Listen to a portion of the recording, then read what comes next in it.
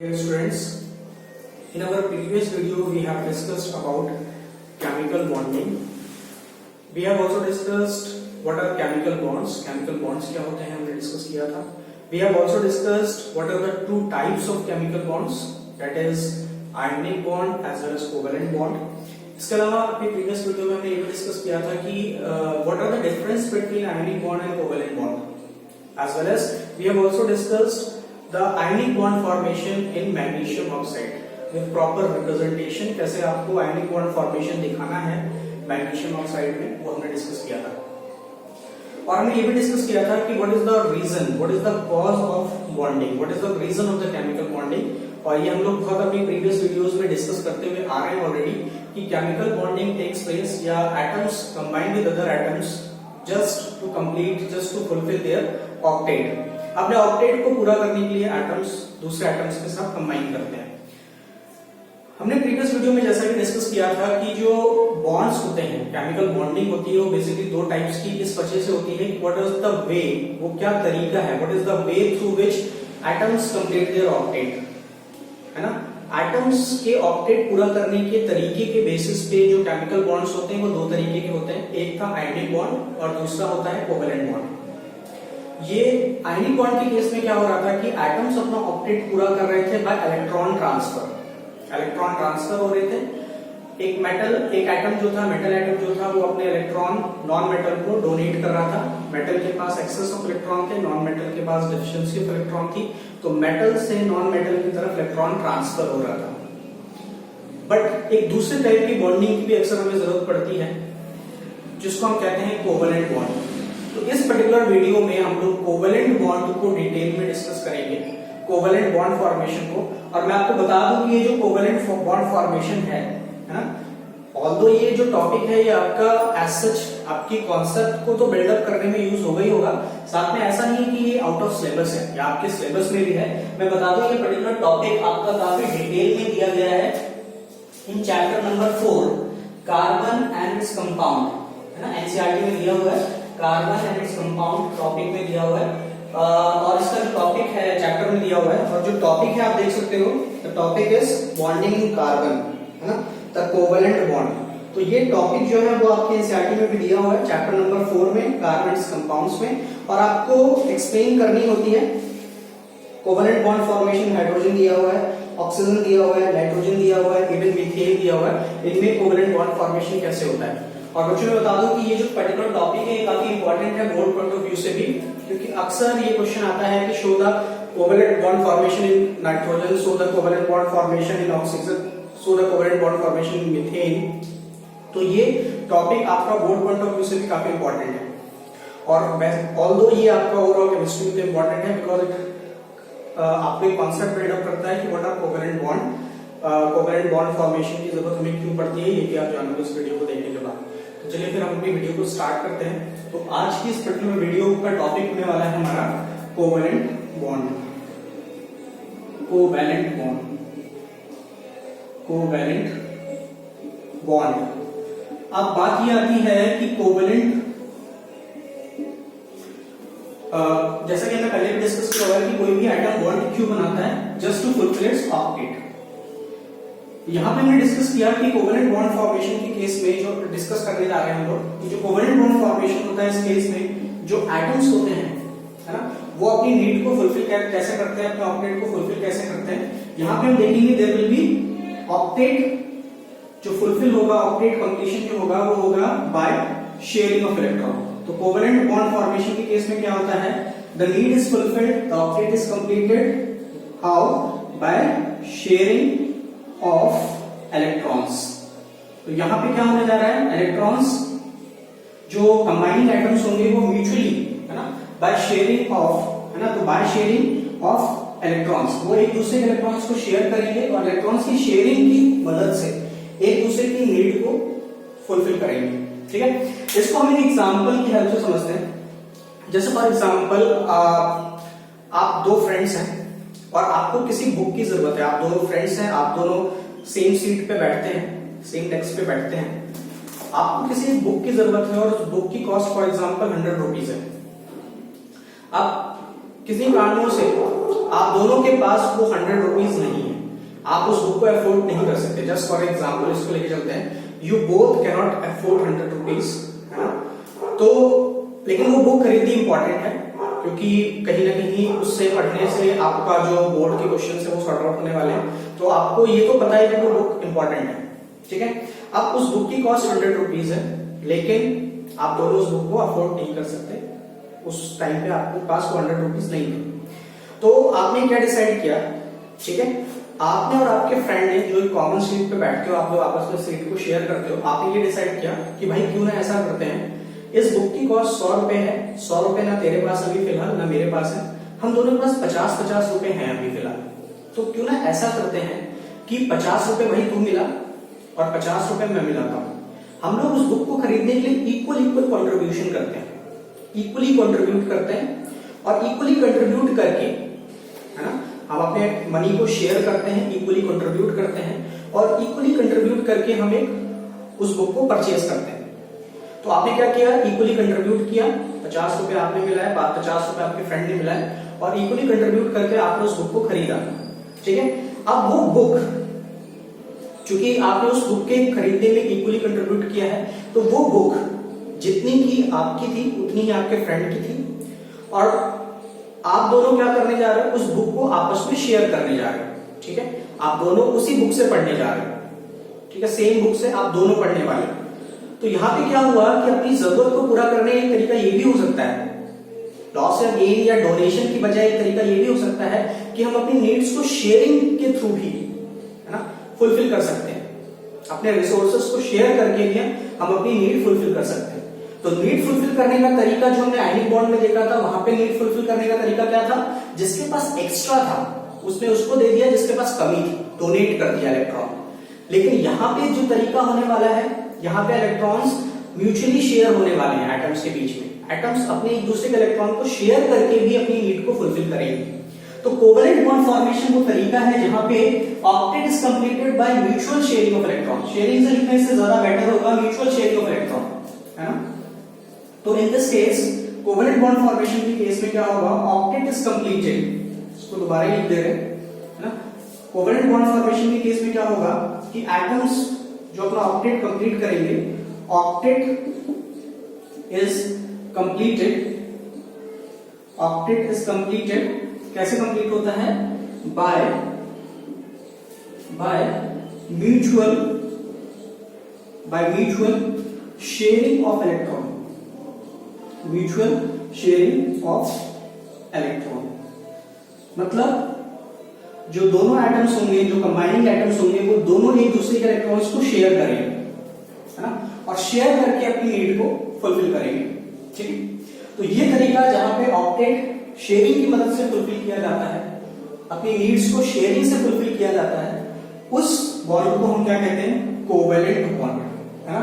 अब आइए इसको समझते हैं एक एग्जांपल की मदद से, बहुत अच्छे से आपको क्लियर होगा, है ना। जैसे हम एग्जांपल लेते हैं, आपने देखा होगा ऑक्सीजन, आप जानते हैं कोवेलेंट बॉन्ड फॉर्मेशन इन ऑक्सीजन डिस्कस कर लेते हैं। तो आप जानते हो कि ऑक्सीजन जो है वो हमेशा डायएटॉमिक मॉलिक्यूल के फॉर्म में एग्जिस्ट करता है नेचर में। मतलब क्या है कि ऑक्सीजन और ऑक्सीजन के एटम हमेशा कंबाइंड रहते हैं, और आपको ऑक्सीजन हमेशा O2 के फॉर्म में मिलता है ना। ऑक्सीजन का सिंगल एटम कभी एग्जिस्ट नहीं होता। मैं जब भी आपसे कहूंगा कि ऑक्सीजन लिखिए, किसी रिएक्शन में जब आपको ऑक्सीजन लिखना होता है तो आप हमेशा O2 लिखते हो, कभी O सिंगल एटम नहीं लिखते हो। तो ऑक्सीजन हमेशा डायएटॉमिक मॉलिक्यूल के फॉर्म में नेचर में एग्जिस्ट करता है। ऐसा क्यों होता है, ऑक्सीजन हमेशा मॉलिक्यूलर फॉर्म में एग्जिस्ट क्यों करता है, इस पर्टिकुलर टॉपिक के बाद आपको ये कॉन्सेप्ट भी आपका क्लियर होने जा रहा है ना, कि why oxygen always exist in diatomic state. ये भी आपको पता चलेगा, इसका कॉन्सेप्ट आपको पता चलेगा कि क्यों ऑक्सीजन एटम कभी सिंगली एग्जिस्ट नहीं करता है, मोनोएटॉमिक फॉर्म में क्यों नहीं एग्जिस्ट करता है, वो हमेशा डायएटॉमिक फॉर्म में ही क्यों एग्जिस्ट करता है। ठीक है, ये बात भी आपकी क्लियर होगी। तो हम जरा डिस्कस करते हैं कोवेलेंट बॉन्ड फॉर्मेशन इन ऑक्सीजन, है ना। ये आपके एनसीईआरटी में भी दिया हुआ है, सिलेबस में भी है, तो जरा डिस्कस करते हैं। कोवेलेंट बॉन्ड फॉर्मेशन इन ऑक्सीजन डिस्कस करते हैं। फॉर्मेशन इन ऑक्सीजन, ऑक्सीजन आप जानते हो कि ऑक्सीजन के केस में ऑक्सीजन प्लस ऑक्सीजन का जो एटम है वो मिलता है और वो एग्जिस्ट करते हैं O2 के फॉर्म में। ठीक है, तो ये O2 का फॉर्मेशन, ऑक्सीजन मॉलिक्यूल का फॉर्मेशन कैसे होता है, आइए जरा देखते हैं। तो जब भी आपको ऑक्सीजन में कोवेलेंट बॉन्ड फॉर्मेशन दिखाना है तो फर्स्ट स्टेप आपको क्या करना है, सबसे पहला काम करिए, ऑक्सीजन का सिंबल बनाइए। जब आपने ऑक्सीजन का सिंबल बनाया तो आपने देखा कि भाई ऑक्सीजन का जो एटॉमिक नंबर होता है वो 8 होता है। अब आप इसका कॉन्फिगरेशन लिखिए, फर्स्ट शेल में 2 इलेक्ट्रॉन डिस्ट्रीब्यूट करोगे, सेकंड शेल में 6 इलेक्ट्रॉन आएंगे। हमने पहले भी डिस्कस किया है कि जब भी कोई केमिकल कॉम्बिनेशन होता है, केमिकल रिएक्शंस होती हैं, तो उसमें हमेशा इलेक्ट्रॉन्स पार्ट करते हैं, पार्ट लेते हैं, और इलेक्ट्रॉन्स में भी कौन से, आउटर मोस्ट शेल के इलेक्ट्रॉन्स, वैलेंस शेल के इलेक्ट्रॉन पार्ट लेते हैं।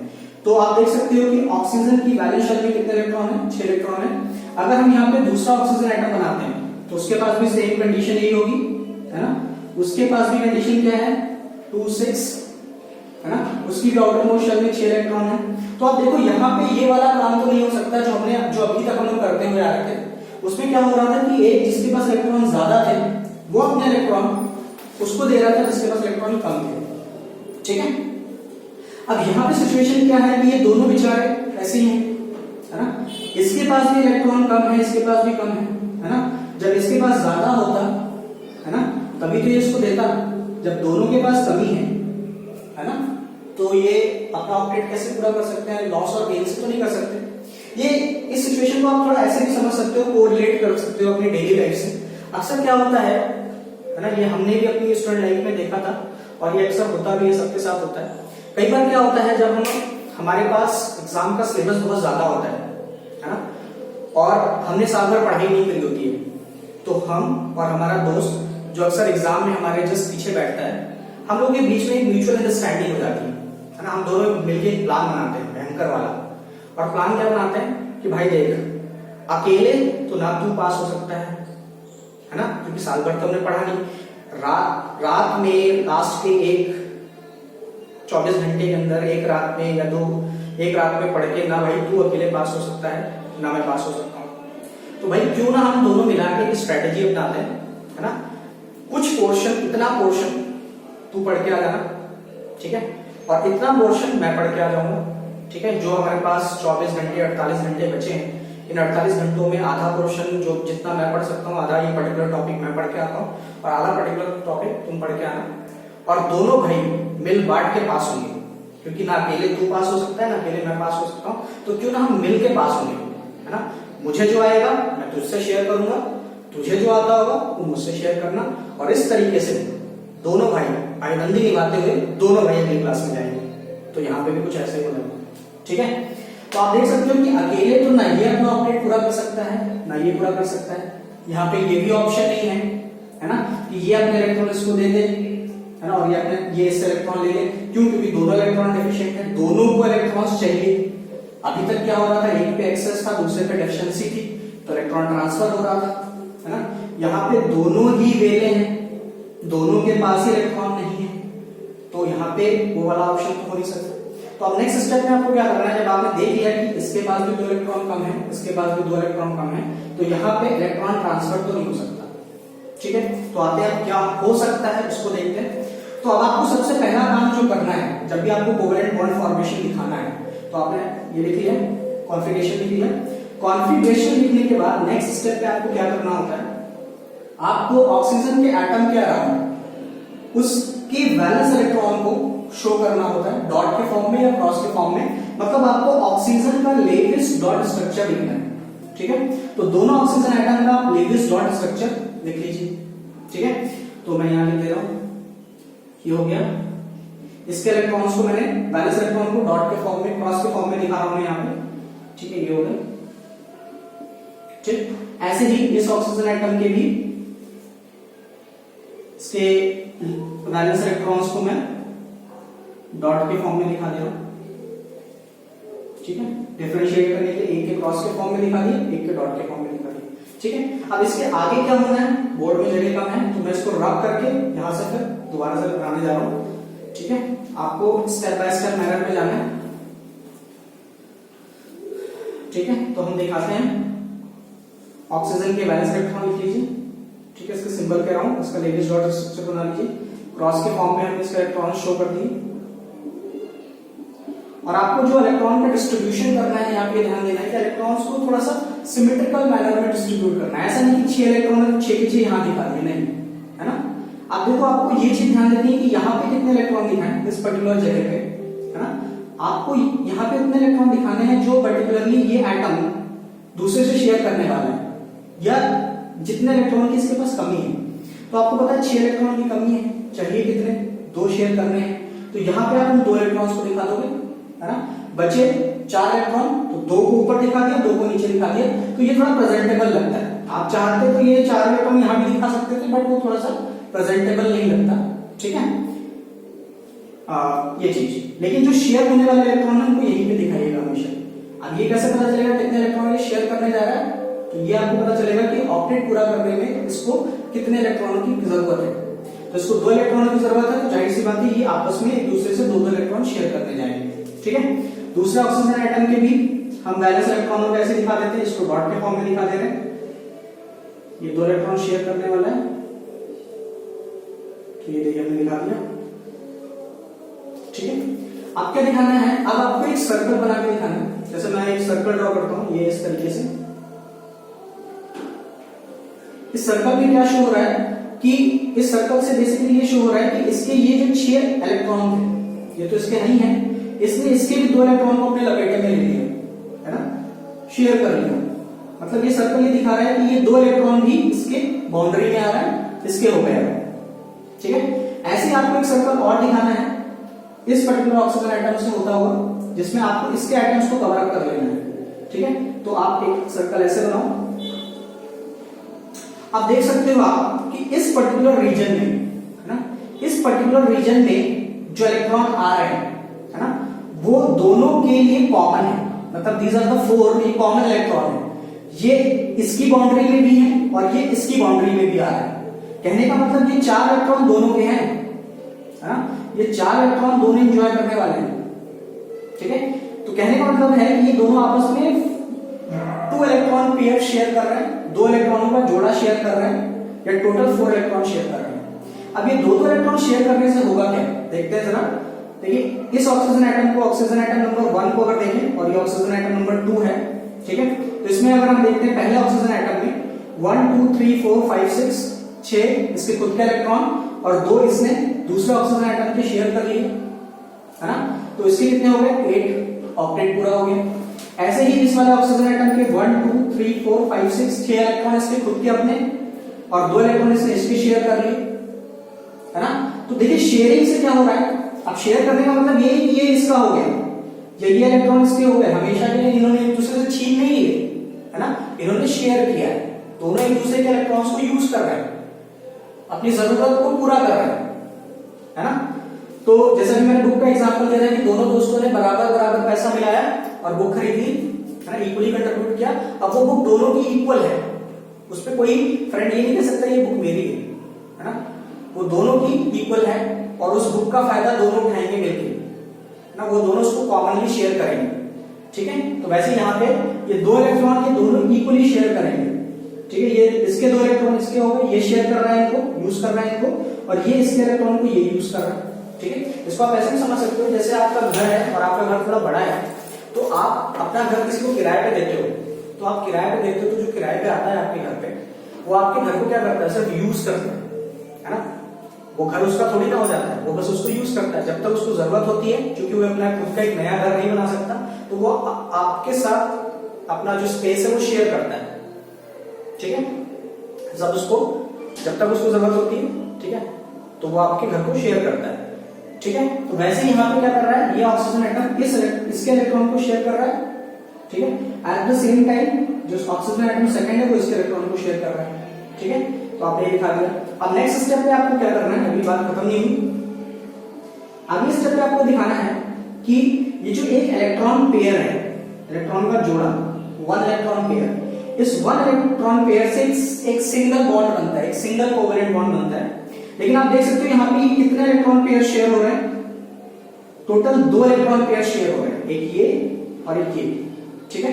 तो आप कह सकते हो कि यहाँ पे कितने कोवेलेंट बॉन्ड बन रहे हैं, डबल, 2 कोवेलेंट बॉन्ड बन रहे हैं, ठीक है। तो और कोवेलेंट बॉन्ड को हमेशा एक डैश के फॉर्म में दिखाते हो आप, ठीक है। तो आप यहां पे कैसे शो कर सकते हो, ऑक्सीजन एटम, ठीक है, ये जो डैश है ये शो कर रहा है इलेक्ट्रॉन पेयर, एक इलेक्ट्रॉन पेयर शेयर हो रहा है, दूसरा इलेक्ट्रॉन पेयर शेयर हो रहा है, ठीक है, ये दिखा दिया आपने। तो आप कहोगे कि ऑक्सीजन ऑक्सीजन एटम के बीच में क्या है, डबल बॉन्ड है, ठीक है, सिंगल कोवेलेंट बॉन्ड नहीं है, डबल कोवेलेंट बॉन्ड है, ठीक है। और ये दोनों आपस में मिलकर क्या बना लेंगे, O2 का मॉलिक्यूल बना लेंगे, ठीक है। ये आपस में मिलकर थोड़ा सा अच्छे से दिखा दे रहे हैं, ये आपस में मिलकर क्या बना लेंगे, ऑक्सीजन O2 मॉलिक्यूल बना लेंगे, ठीक है।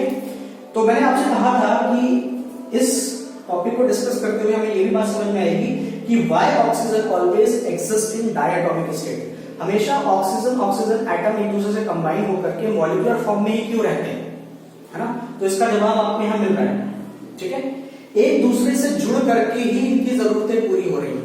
अगर ये ऑक्सीजन एटम अपनी टशन में रहता नहीं तो मैं अकेले रहूंगा, क्या हो गया, ठीक है, ये ऑक्सीजन एटम भी होता नहीं मैं भी अकेले रहूंगा, क्या हो गया। तो अगर ये इस बात पे अड़े रहते, ठीक है, ठीक है, जो भी हो जाए हम इलेक्ट्रॉन एक दूसरे के शेयर नहीं करेंगे, ठीक है, हम अपने अकेले ही रहेंगे। तो अकेले रहने से देखो किसी की भी नीड फुलफिल नहीं हो रही है ना, ये अपनी जरूरतें पूरी नहीं कर सकते थे, ठीक है। लेकिन जैसे ही ये एक दूसरे के साथ कंबाइन हुए, कंबाइन होने से क्या हुआ, इस ऑक्सीजन का भी ऑक्टेट पूरा हो गया और इस ऑक्सीजन एटम का भी ऑक्टेट पूरा हो गया। तो एक दूसरे के साथ जुड़ने से, है ना, दोनों का ऑक्टेट पूरा हो रहा है। इसलिए ऑक्सीजन ऑक्सीजन एटम हमेशा एक दूसरे से कंबाइंड रहते हैं, क्योंकि जब तक वो जुड़े हैं तब तक उनकी जरूरत पूरी हो रही है। जैसे ही वो अलग हुए उनकी जरूरतें फिर से अनफुलफिल्ड हो जाएंगी, उनका ऑक्टेट अनकंप्लीटेड हो जाएगा और वो फिर से अनस्टेबल हो जाएंगे, ठीक है। तो ऑक्सीजन ऑक्सीजन एटम हमेशा जुड़े क्यों रहते हैं, सो दैट उनका ऑक्टेट पूरा हो सके। इसलिए आपको जब भी ऑक्सीजन मिलेगा नेचर में हमेशा वो मॉलिक्यूलर फॉर्म में मिलेगा। ऑक्सीजन एटम सिंगल नहीं एग्जिस्ट करता, हमेशा ऑक्सीजन मॉलिक्यूल के फॉर्म में एग्जिस्ट करता है। तो यहां से इस पर्टिकुलर टॉपिक से हमें एक क्वेश्चन और इसका आंसर मिल गया। कभी आपको उससे कोई पूछे कि व्हाई ऑक्सीजन, और ऑक्सीजन ही क्यों, बहुत और अदर गैसेस भी, है ना, why oxygen always exist in diatomic state, diatomic state या मॉलिक्यूलर फॉर्म में ही एग्जिस्ट क्यों करता है। तो इसका रीजन आप ये बोलोगे, दिस इज बिकॉज जब दो ऑक्सीजन एटम आपस में कंबाइन होते हैं तो their needs are being fulfilled, उनकी नीड फुलफिल हो जाती है। चलिए एक और डिस्कस कर लेते हैं जल्दी से, covalent bond formation in nitrogen discuss कर लेते हैं। N2 और N2 को जरा जोड़ के देख लेते हैं। अभी ऑक्सीजन और ऑक्सीजन को जोड़ के देखा, बिल्कुल सेम वैसे ही करना है, ठीक है। ये अक्सर पूछा जाता है नाइट्रोजन वाला, कोवेलेंट बॉन्ड फॉर्मेशन